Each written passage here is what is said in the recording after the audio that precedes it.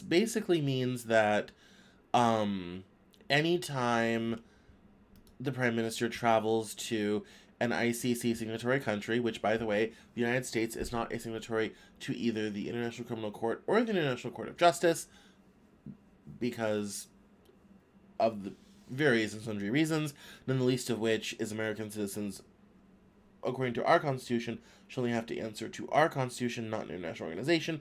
And also, because given the stuff this country gets up to, if we subject ourselves to the ICC, a lot of people would be getting arrest warrants themselves.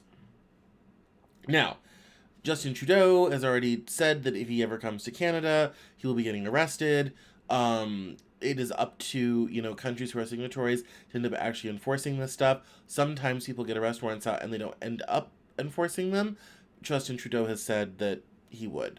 But anyway, here's the deal. It says here, the International Criminal Court on Thursday issued arrest warrants for Prime Minister Benjamin Netanyahu of Israel and his former Defense Minister Yoav Gallant, accusing them of war crimes and crimes against humanity in Gaza and dealing an extraordinary blow to Israel's global standing as it presses on with wars on multiple fronts.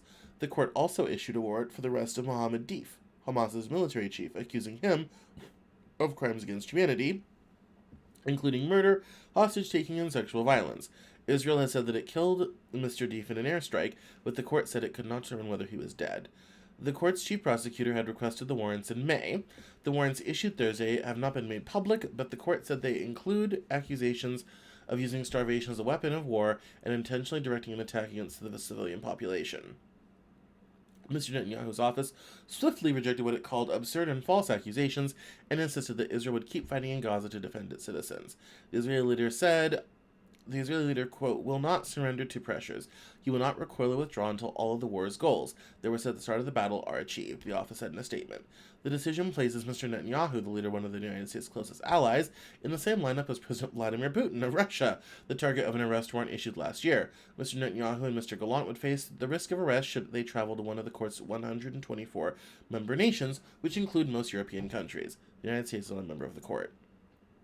Hamas officials celebrated the warrants against Mr. Netanyahu and Mr. Gallant without mentioning the accusations against Mr. Deif. Izzat al-Rishk, a senior Hamas official, said that regardless of whether arrests are made, the truth that has been revealed is that international justice is with us and against Israel.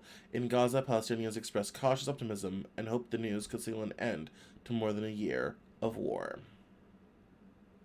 And then it goes on to go into some other headlines.